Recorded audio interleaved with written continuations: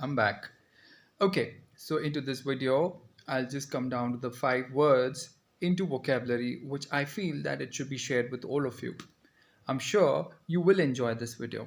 There are a set of words over which you can probably retain them through my way. This is just a trick, as you all know.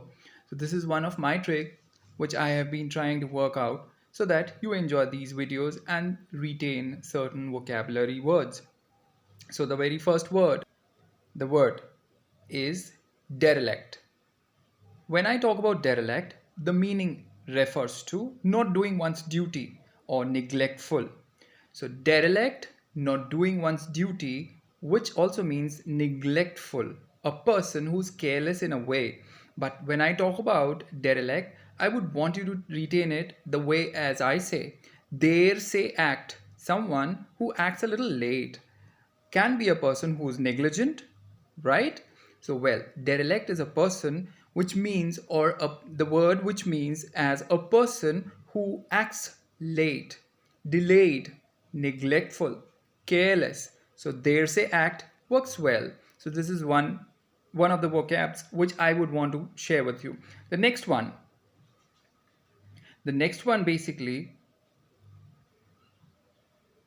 is a word which basically talks of someone who is very good at storytelling, someone who is good at speaking in a way.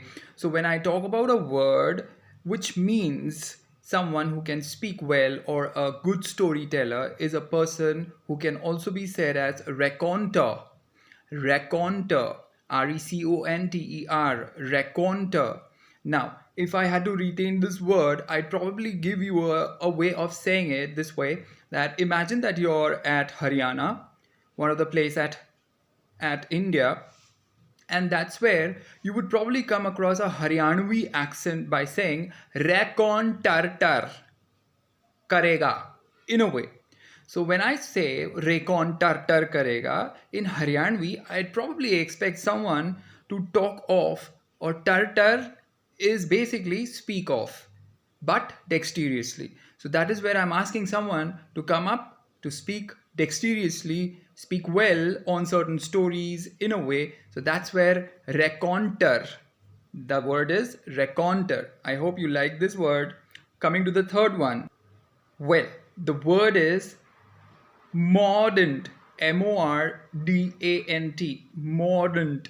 When I talk about mordant, I refer to the meaning as something which is vitriolic, something which is bad, bitter, not good in a way. So when I talk about mordant, I would break this word into two and then I'd make it more and dent. So when I talk about mordant, I would rather refer it to mordant because one or the people in the relationship, both of them, have a vitriolic aspect towards each other. They are bitter, they are harsh at each other. So if they are more harsh, they'd probably put a dent into the relationship.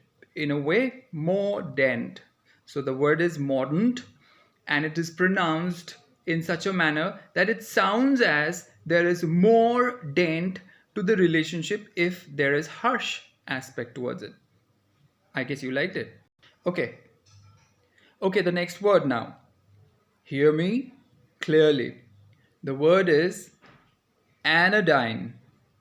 Anodyne. Sounds like Sensodyne? Correct. It does sound like Sensodyne. But then, what is Sensodyne used for? It's basically used for soothing pain, relieving pain in a way. Of course, Sensodyne is a good brand.